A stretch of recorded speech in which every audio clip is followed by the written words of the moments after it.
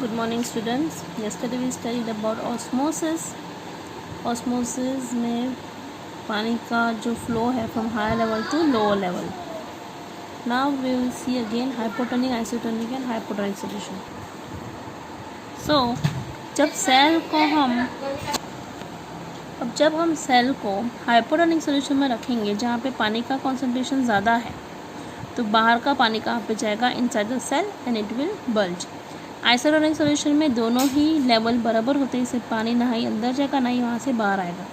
यहाँ पे सेल के अंदर पानी ज़्यादा होता है, बाहर जो है पानी कम होता है, तो सेल के अंदर का पानी कहाँ पे आ जाएगा, टुवर्ड्स आउटवर्ड्स, तो cell will shrink. Now the next cell organelle is nucleus. ये एक सेल है जहाँ पे बहुत सारे अलग अलग ऑर्गेनल्स हैं. उसमें जो सबसे सेंटर में होता है वो होता है nucleus. Now what is nucleus? It is dense spherical body located near the center of the cell. Its diameter varies from 10 to 25 micrometers.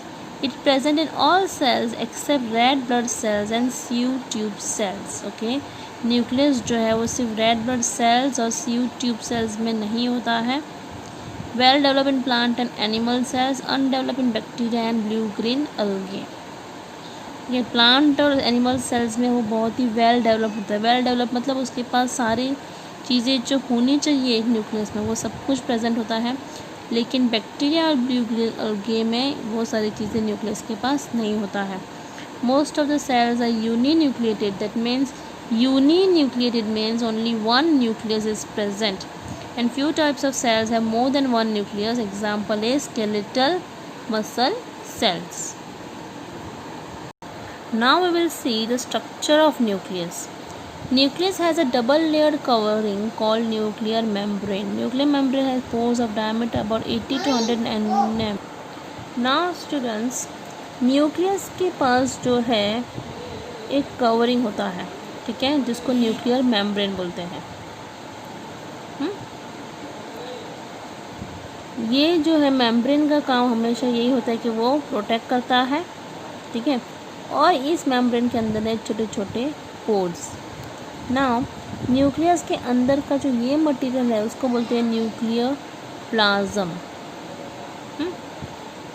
Nuclear plasm contains round shape nucleolus and network of chromatin fibres. ये जो nucleus, ये तो एक overall nucleus है, ये उसका nuclear membrane है, ये है न्यूक्लियोलस, और ये जो छोटे छोटे छोटे छोटे वायर्स जैसे जो पार्ट्स तुम्हें दिख रहे हैं, that is nothing but chromatin fibers. ये chromatin fibers, they are nothing but DNA cells. Fibers are composed of deoxyribonucleic acid and protein histone. ये जो छोटे छोटे जो chromatins दिख रहे हैं हमें वायर्स जैसे, they are responsible for heredity transformation. जैसे कि एक सेल को एक जैसा बनाने का जो काम है वो है न्यूक्लियस का. Okay. Fibers are composed of deoxyribonucleic acid, that is DNA, and protein histone. These fibers condense to form chromosomes during cell division.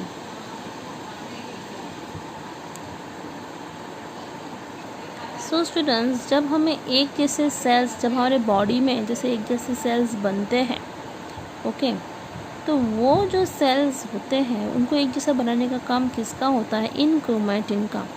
जब डिवाइड, एक पर्टिकुलर सेल जो होता है जब वो डिवाइड होता है उसके साथ साथ उसका न्यूक्लियस भी डिवाइड होता है, और ये जो क्रोमैटिन मटेरियल जो है वो डिवाइड होकर वो बन जाते हैं क्रोमोसोम्स.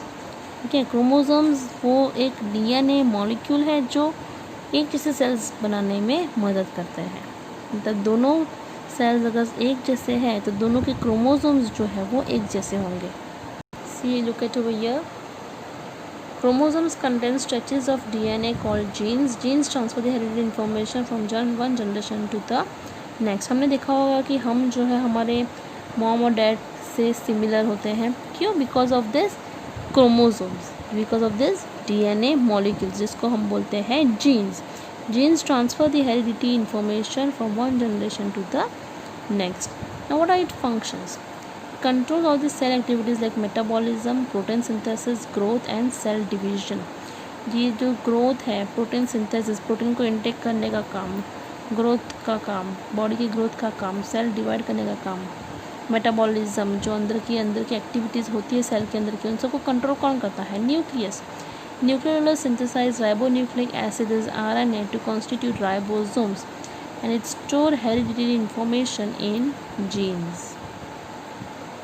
That means न्यूक्लियस के पास सेल की टोटल इन्फॉर्मेशन प्रेजेंट होती है.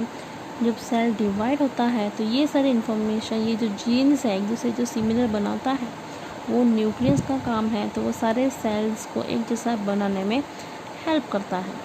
The next organelle is cytoplasm. ये साइटोप्लाज्म क्या है? Jelly like material form by 80% of water represent between the plasma membrane and the nucleus. ये जो प्लाज्मा मेम्ब्रेन है और न्यूक्लियस के बीच का ये जो पार्ट दिख रहा है हमें, ये जो क्रीमिश पार्ट हम देख सकते हैं, that is nothing but cytoplasm. Contains a clear liquid portion called cytosol and various particles. Particles are proteins, carbohydrates, nucleic acid, lipids and inorganic ions. इसमें क्या होता है इस साइटोप्लाज्म में? साइटोसोल और दूसरे पार्टिकल्स जैसे कि प्रोटीन्स होता है, carbohydrate, nucleic acid, lipids and inorganic ions. It also contains many organelles with distinct structure and function. अब ये जो दूसरे ऑर्गेनल्स हैं उनको किसने पकड़ के रखा है? इस साइटोप्लाज्म ने. तो सारे ऑर्गेनल्स जो है वो साइटोप्लाज्म में प्रेजेंट है. Okay, some of these organisms are visible only under an electron microscope, granular and dense in animal cells and thin in plant cells. तो ये जो साइटोप्लाज्म है, it is granular. granular means छोटे छोटे दाने के जैसे, and it is dense in animal cells में, और plant cell में वो बहुत ही thin है. Next is endoplasmic reticulum. अब ये endoplasmic reticulum students, ये जो है it is connected to the nucleus as well as it is connected to cell wall. Cell membrane से कनेक्टेड होता है. Network of tubular and vesicular structures which are interconnected with one another. You can see ये जो है it is in the form of tube. Okay, bags की form में है. Some parts are connected to nuclear membrane while others are connected to cell membrane. अब यहाँ पे दो टाइप्स के एंडोप्लाज्मिक रेटिकुलम है.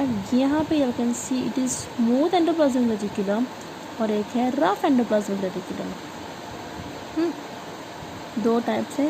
जो रफ एंडोप्लाज्मिक रेटिकुलम, रफ जो है उसके ऊपर तुम देख सकते हो, उसके ऊपर ऐसे थोड़े थोड़े दाने जैसे स्ट्रक्चर्स हैं. स्मूथ में it is you can C over it is smooth. Okay, इसके ऊपर कोई भी स्ट्रक्चर्स नहीं है. अब उसके फंक्शंस क्या है? It gives internal support to cytoplasm. Cytoplasm को इंटरनली वो सपोर्ट करता है. RER that is rough endoplasmic reticulum synthesize secretory proteins and membrane proteins. तो प्रोटीन्स को सिंथेसाइज करने का काम किसका है? रफ एंडोप्लाज्मिक रेटिकुलम का. और स्मूथ एंडोप्लाज्मिक रेटिकुलम जो है it synthesize lipids for cell membrane. Smooth endoplasmic reticulum जो है वो फैट्स को, जैसे लिपिड्स को वो सिंथेसाइज करता है. रफ जो है वो प्रोटीन्स को सिंथेसाइज करता है. And in liver cells smooth endoplasmic reticulum detoxify drugs and poisons. Muscle cells smooth endoplasm store calcium ions. तो ये जो स्मूथ एंडोप्लाज्मिक रेटिकुलम है वो लीवर के अंदर का जो स्मूथ एंडोप्लाज्मिक रेटिकुलम है वो क्या करेगा? ड्रग्स को डिटॉक्सिफाई करता है. ठीक है, ड्रग्स को डिटॉक्सिफाई करता है. दैट मीन्स जो हार्मफुल केमिकल्स होते हैं, जो ड्रग्स जो हमारे बॉडी को इफ़ेक्ट करते हैं, उसको वो मार देता है. उसका किसका काम है? ये स्मूथ एंडोप्लाज्मिक रेटिकुलम को. एंड मसल सेल्स में वो क्या करता है? कैल्शियम को स्टोर करता है. So students, today we studied about nucleus. Nucleus क्या है? सेंट्रल पार्ट है. उसके पास होता है क्रोमैटिन मटेरियल के जो सेल को एक जैसा बनाने में हेल्प करती है ड्यूरिंग सेल डिवीजन. फिर हमने पढ़ा साइटोप्लाज्म. ये जो अंदर का मटेरियल है वो है साइटोप्लाज्म, जो सारे ऑर्गेनल्स को पकड़ के रखता है. एंड उसके पास लिपिड्स, प्रोटीन्स, ओके, ये सारी चीज़ें उसके अंदर प्रेजेंट होते हैं. कार्बोहाइड्रेट्स, ये दिस ऑल थिंग्स. फिर हमने पढ़ा एंडोप्लाज्मिक रेटिकुलम जो न्यूक्लियस से कनेक्टेड है as well as cell membrane से कनेक्टेड है। इसमें होते हैं 2 टाइप्स, ओके, जो एक है स्मूथ और एक है rough. I hope it is clear to you all. Any doubts you can ask again and again. I'm telling you all, don't hesitate to ask the doubt. Thank you.